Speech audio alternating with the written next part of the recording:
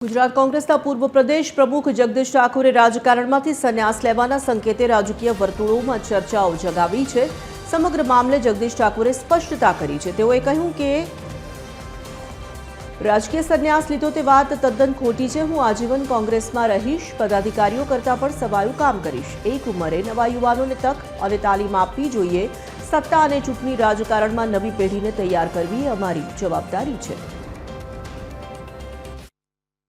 આજે લગભગ social media અને મીડિયામાં ક્યાંક ચાલ્યું છે કે જગદીશ ઠાકોરે રાજકીય સંન્યાસ લીધો।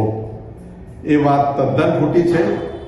મેં ચૂંટણી લક્ષી જાહેરાત કરી છે કે હું આજીવન કોઈ પણ ચૂંટણી લડવાનો નથી અને અમે લોકસભા પહેલા જાહેરાત કરી હતી। ગઈકાલે મેં દોહરાવી છે અને અમારા જેવા વ્યક્તિઓને જેણે તાલુકા યુવક કોંગ્રેસથી માંડી અને શીર્ષ પદો ઉપર રહ્યા હોઈએ એવા લોકોની એક ઉંમર થઈ જાય ત્યારે ખમૈયા પણ કરવી પડે અને ક્યાંક પોતાની જાતને રોકવી પણ પડે કે હવે તમે રોકાઈ જાઓ, નવા યુવાનોને તક આપો, નવા યુવાનોને લાવો, એને તાલીમ આપો અને આવતા દિવસનું ગુજરાતનું સુકાન સંભાળી શકે એવા નવા યુવાનોને તૈયાર ટ્રેનિંગ કરીને સત્તાના કે ચૂંટણી લક્ષી રાજકારણમાં મૂકવાની અમારી જવાબદારી છે।